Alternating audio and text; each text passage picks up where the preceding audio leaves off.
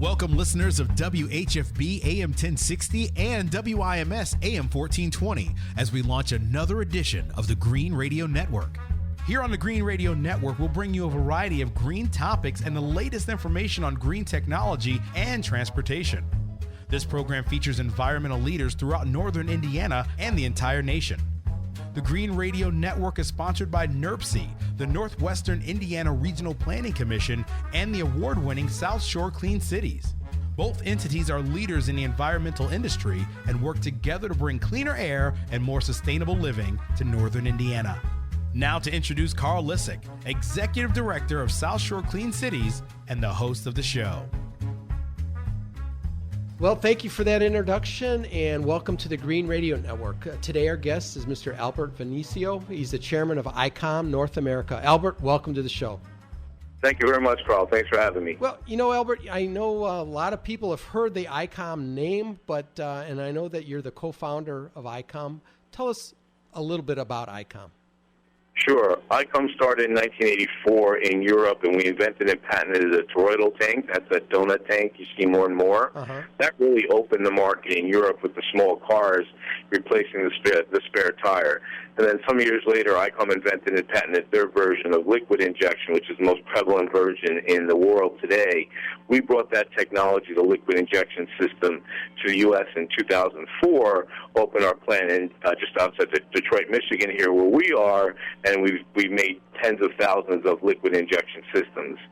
Liquid injection basically took over the industry starting 2004, and the main question I would ask you is why? Is because the vehicle runs and performs just like a gasoline vehicle. So the torque, power, drivability, acceleration, miles per gallon is very close, sometimes better than a gasoline vehicle. I see. So every OEM project since 2004 to today in North America has been a liquid injection system, and most of them ICOM or a derivative of ICOM.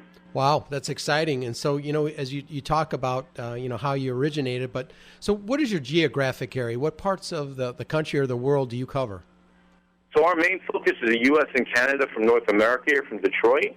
We do all of North America and South America, so we're in about a dozen countries in the northern and southern hemisphere. But about 90% of our business right now is U.S., Canada, and Mexico is expanding other countries in South America, but our main focus is U.S. and Canada. Well, that's exciting because we love American jobs. We love putting people to work, and we love, you know, working with organizations as yourself that are looking to lessen our dependence on imported oil. So thank you very much for that. So, you know, as we talk about alternative fuels, Albert, so why is it so important to the market today? Really, the reason I got in it, Carl, I moved from the automotive parts distribution business 25 years ago, and also the recycling of precious metals, like from catalytic converters at the same time. And I saw in Europe and other countries how well they were doing in alternative fuels. To give you an example, I was in Brazil on their first natural gas project about 20 years ago and met with the Ministry of Energy then, and they told me about their project to be completely domestic on fuel usage, and they don't have a lot of oil and gas, and they said they would be there in 15 years, and they made it in 12. So Brazil has been, I think it was 7 or 8 years ago, have been entirely domestic between alcohol, which is their ethanol, natural gas, and some oil that they have in the Atlantic Ocean, which they use for oil. And I always believe, well, why can't America have their own energy security? So that was the main reason in the drive to get me to move from auto parts and precious metals recycling into alternative fuels. I think that's a key part of it. Of course, lowering the emissions with natural gas and propane, you can lower the emissions at least 50%. We can take particulate matter, the book that comes out of the tailpipe that causes lung issues, to zero. So from a diesel or gasoline engine, we can completely take out particulate matter to zero. We can reduce the other emissions at least 50% and bring greenhouse gases about 25% down. So that's kind of hard to do any other way without spending billions of dollars, and we can save the fleet and the public money. So you put all those together, it's a real winner. No, absolutely. And again, I think what we see is, you know, in our area being in EPA non-attainment areas, we see that as very important. Working with our metropolitan planning organizations, working with our communities, working with our hospitals and our school-age children, looking at ways of reducing asthma and COPD types of things. And again, it's a partnership. And so, Albert, as we talk about these alternative fuels, are you seeing like trends that communities or metropolitan planning organizations or businesses are going towards? We really are, Carl. What we're seeing, what's very, very interesting to us, so we've been doing this, I personally, 25 years, ICOM as a group for 33 years, and what we see in the U.S., especially the last about 2.5 years, is a lot of fleets, especially municipalities, counties, state agencies, are moving to alternative fuels to go green. And yes, saving green and $1 is very key, but we're seeing a big differentiator where it's more about the emissions than the dollars. The great thing with propane and natural gas, you have the emissions and the dollars, which is a beautiful thing. But again, we're seeing municipalities, counties, state, federal agencies, paratransit agencies really moving to alternative fuels. To give you an example, we virtually doubled our business last year. Mm-hmm. And as you know, the fuel disparity between propane, natural gas, and gasoline wasn't great in 2016, and we still doubled our business. So that's working very close with the propane companies, with the natural gas companies, with the fleets, with the station builders, with our dealer network to get it out there, do pilot projects, and grow from that pilot project. And that's what we always tell a fleet. Look, we're not trying to convert your whole fleet. Do 5 vehicles. Try 5 vehicles. We'll hold your hand on the process, bring in the right fueling partners, bring in a station for you, a bobtail fuel the vehicles, whatever it takes to get you comfortable, and then take it from there. And that seems to be a real winner. So again, you're basically soup to nuts. ICOM can work with a community, with a fleet, and helping them identify some of the vehicles that can run on alternative fuels. And so as we talk a little bit about that, Albert, what kinds of vehicles can run on propane or natural gas? So we say from a Class 2, so say your regular drive-around sedan, mm-hmm. all the way up to your Class 7, your biggest transit bus, paratransit bus, or an F-750 work vehicle. All those is the sweet spot for natural gas and propane. And, the little small electric vehicle like the Bolt or the Volt, that's not really our place. We are doing Toyota Priuses now. Mm-hmm. We have a number of projects around the world in the U.S. with the Toyota Prius. So, example, we convert the gasoline side of that, so it's a 100% alternative fuel vehicle. So it has the electric hybrid, and then it has propane. So that's a winner, and that's a very small car and like a Class 2. Mm-hmm. And then again, really our meat of our business, Carl, is I would say like shuttle buses, paratransit, UPS, FedEx-type vehicles, pickup trucks. But police is a really big market for us. They tend to idle a lot. Sure. So we tend to use a lot of fuel. So police is a really big market for us, especially in the Midwest, where they have a lot of territory to cover. So I would put it Class 2 to Class 7. We do have a great technology for Class 8 trucks, both on natural gas and propane. Just getting ready to release that into market probably later this summer, which will bring us from Class 2 all the way to Class 8. Wow, that's exciting. And again, that's a huge market. So, again, as you talked about, these different types of fleets that can use alternative fuels, the biggest thing that we always hear is, what is it going to cost? How much money am I going to save? Am I going to drive a different vehicle? Is it going to be exotic looking? Is it going to be foreign looking? Or is it going to be, just a typical Ford or GM product? Can you talk a little bit about that? Sure. So first on the cost, we work with about 120 propane companies across the U.S., from big major propane companies you would know the name of to friendly mom and pops. And generally we're able to get our fleets at least $1 a gallon savings before any rebates or things like that. So they may see $1 a gallon. They may see as much as $1.50 gallon savings as compared to gasoline. Generally on the propane side, that station will go in for little or no cost. So it's already built into the fuel cost, so they might have a few $1,000s into that station, sometimes nothing, and that station can be put generally right at their site. So they'll get a fuel station and probably $1 to $1.50 gallon savings in most cases. There's other way to do that. We actually build the cost of the system in, and of course you're going to get less savings on the per gallon but no outlay, and that works really good, and we have a great partner doing that actually in your area. So there's generally many ways to save the fleet money without them actually spending the money. There's a number of grants, Carl, we work with you on, CMAQ grants and things like that can help defray some of the costs also. Going to what do we really change on an ICOM monofuel system, I'll give you an example, like on a UPS or FedEx type truck, they tend to like to stay monofuel. They just want to deal with one fuel. So we'll take out the gasoline fuel rails and put propane fuel rails. We'll take out the gasoline tank and put a propane tank. And that's a 100% propane vehicle. And that vehicle is turned on and off sometimes as much as 150 times a day, only on propane. And up in Canada, where we have a lot of those, that'll start at minus 40 degrees on propane, where it won't do that on gasoline or diesel. But generally, most of our market, Carl, about 90% is biofuel. That means we install our system where you still keep everything exactly intact gasoline. It looks no different. We don't touch it. We add our fuel rails. We add our tank where it's most best place to put it. It'll get about the same range as the gasoline vehicle. So let's say on a Ford pickup or Chevy pickup, you may have a 25-gallon tank. Underneath the vehicle, we can probably put a tank equivalent gallon to that, not disturb your gasoline system. You always have the gasoline system as a backup, but about 93% of the time you'll be using propane. So we're actually doubling the range if you look at it from a range side, and again, we're saving that money. So when you open the hood, what will you see underneath there that's different? If you can see them, and probably in most cases you can't, you'll see our fuel rail, you may see our regulator. We're not vaporizing any propane, so it's gas, and it's a liquid in the tank. We inject it as a liquid, which is one of the beauties of liquid propane. So there's very few components. So really it looks the same, Carl. You'll see the propane tank, and a lot of times you won't be able to see it, but we're not doing any major changes to anything. Well, Albert, hang on with us. We're just going to take a commercial break, and you're listening to the Green Radio Network here on AM 1420 WIMS Radio and AM 1060 WHFB. I'm your host, Carl Lisek. I'll be right back with ICOM Chairman of the Board, Mr. Albert Venezio, right after this. You're listening to the Green Radio Network on AM 1420 WIMS Radio and AM 1060 WHFB. This is Carl Lisek. We'll be right back after this message. There's nothing more important than spending time outdoors with your family. That's why it's so important to do whatever you can to keep our air clean. It's good for the environment and good for the health of your friends and family. Take a closer look at how poor quality is affecting our community. Across the 3 counties of Northwest Indiana, recent studies from the American Lung Association show that 9% of adults suffer from asthma, 4% live with chronic bronchitis, 38% have a form of cardiovascular disease, and 10% of the children in Lake and LaPorte counties struggle with pediatric asthma.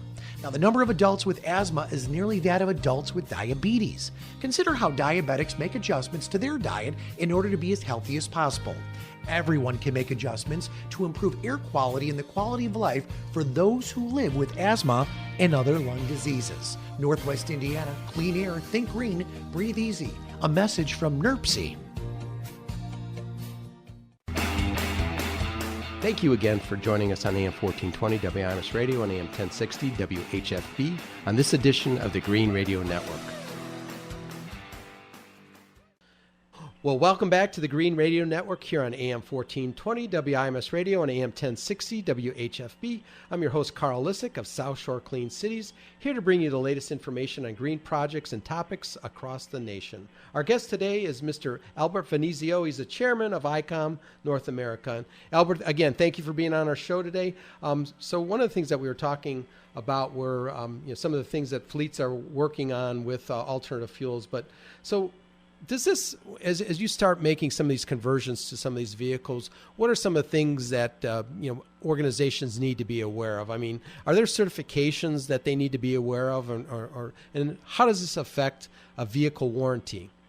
Wow, that's a great question, Carl. So I'll take that from 2 aspects. One's from the emission side and one's from the safety. So I'll start with the emission side, which leads into the vehicle warranty.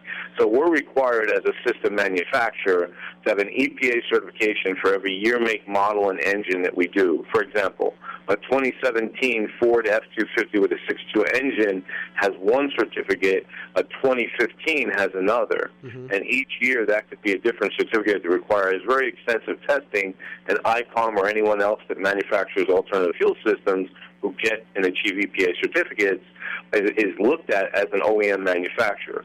So they put us through a rigorous process to be sure that our emissions are where they need to be, that we don't have check engine lights, The check engine lights don't come on when they're not supposed to, but most especially that the emissions are reduced. I see. And we've proved it with EPA. We've got about 260 EPA certificates that cover over 1,000 vehicle platforms. Wow. So sometimes one EPA certificate may cover 3, 4, 6 different vehicle platforms.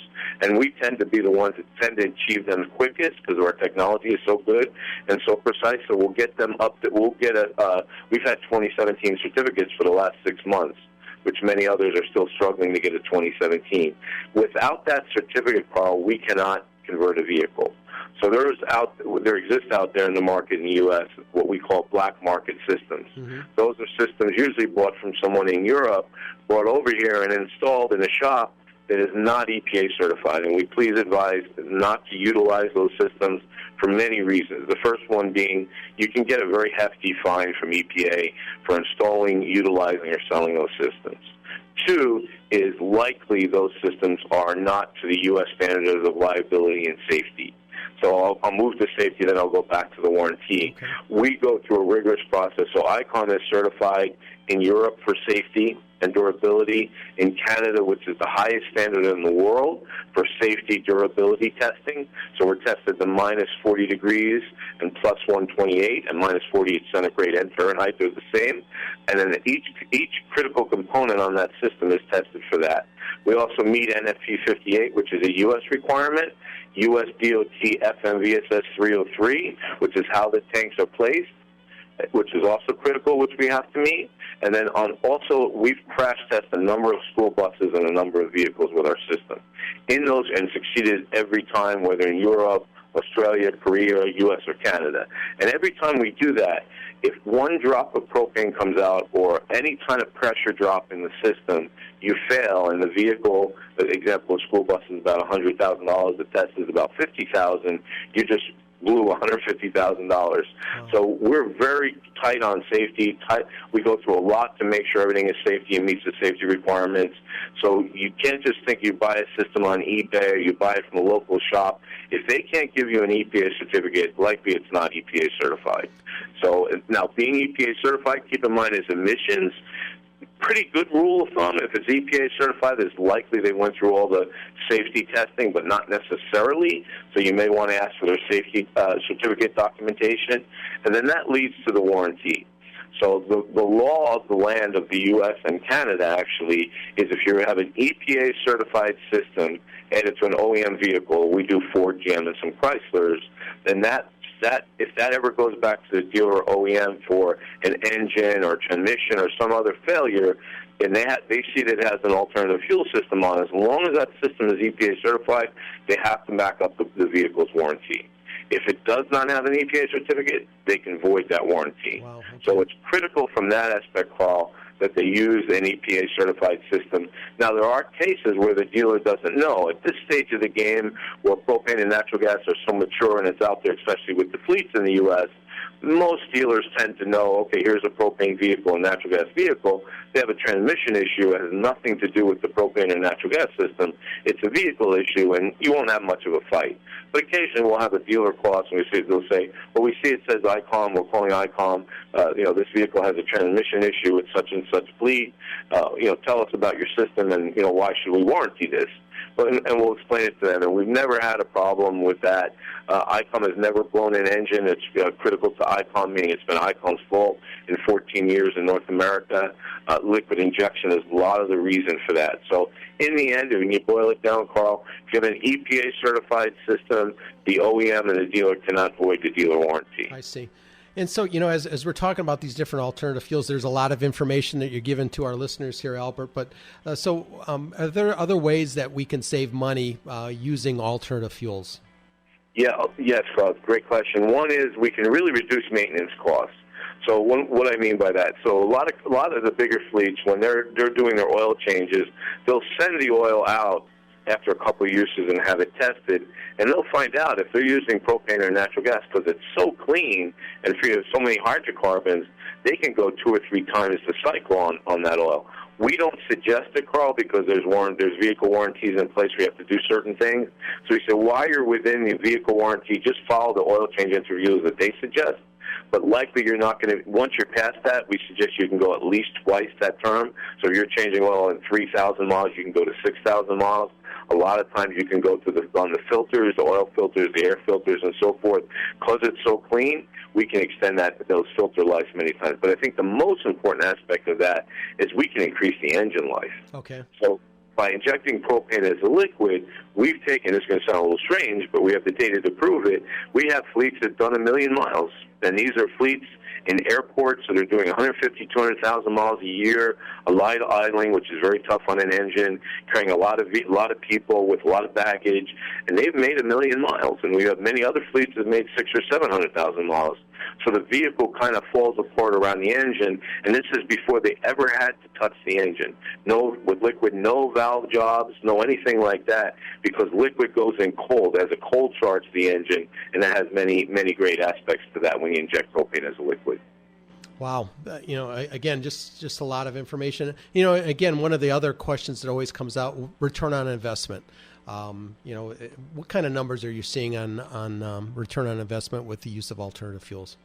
So it varies pretty widely, Carl, more based on the gallons used or the miles. We like to go by gallons, but just for an example, I'll give a few examples. On a vehicle at an airport, say a shuttle, an E450 or an F550 shuttle with a V10 engine, we normally see like 60 to 100,000 miles on those vehicles, and then the idling time is 2 to 3 times the mileage time.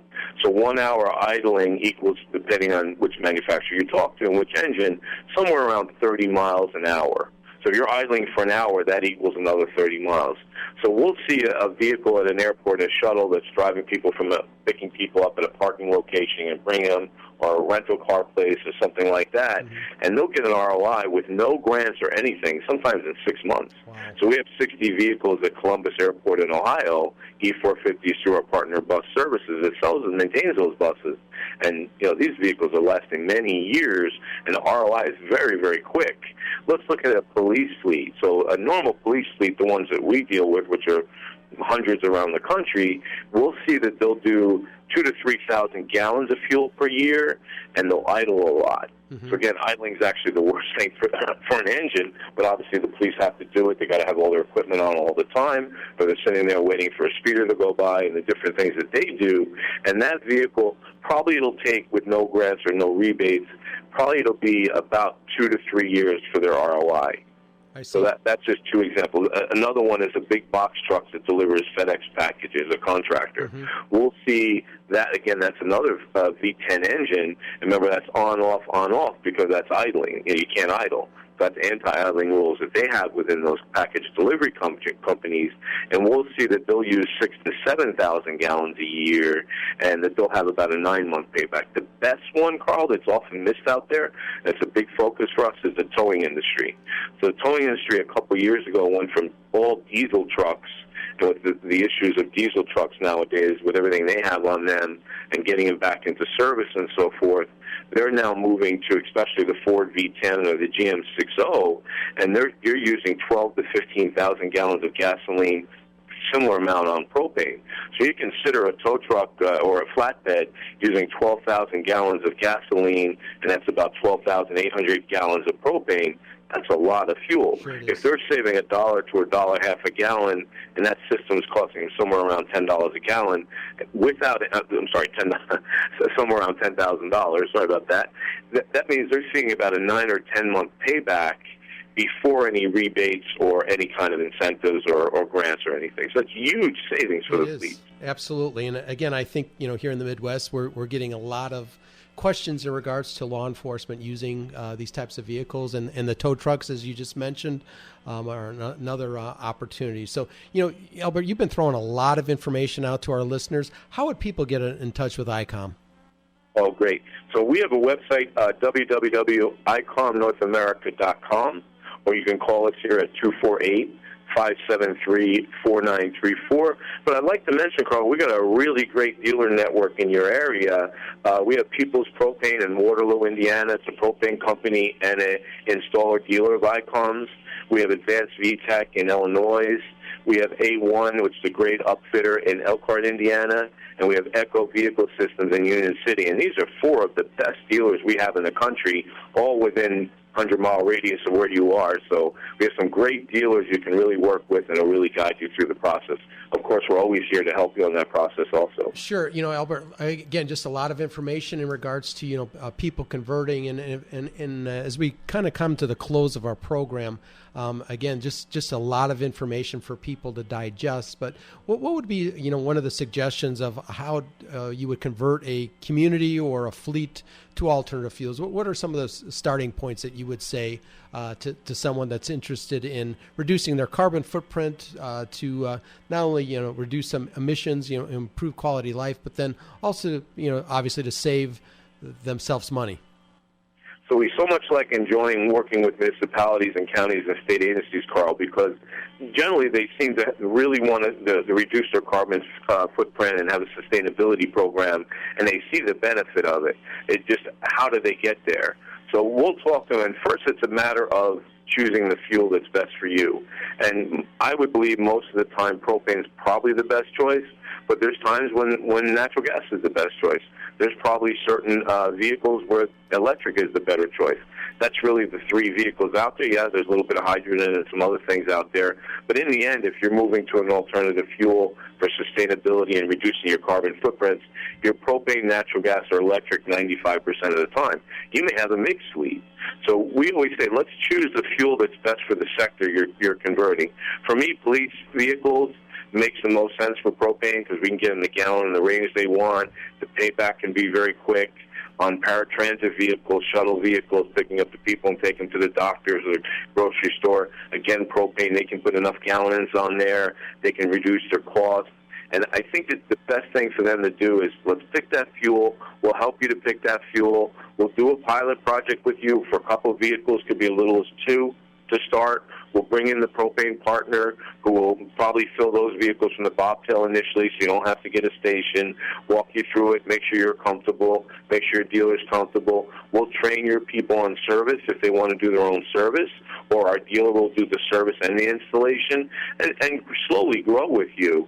And I would say go from a pilot project, and then every year as you buy new vehicles or convert some of the older vehicles and buy new vehicles, slowly you're making your fleet an alternative fuel fleet. When there's incentives and grants, that usually speed it up a bit. But we're never trying to go to a fleet and just convert them, Carl. We know that's not what's best for them. They have many steps they have to look at: the fire chief, the police chief, the mayor, the city council, the city manager, the fleet manager. And we want to ease you into it and make sure you're comfortable. And by far, that's the best approach. And we've done it thousands of times in North America. And very exciting stuff, Albert. Continued success to ICOM and to yourself. We look forward to working with you here in Northern Indiana. And that will do it for today's edition of the Green Radio Network. I'm your host, Carl Lisek. Thanks again to our guest, ICOM North American Chairman Albert Venezio. And be sure to join us again on AM 1420 WIMS Radio and AM 1060 WHFB for the next edition of the Green Radio Network. Thanks again for joining us. And remember, it's never too late to begin your environmental legacy.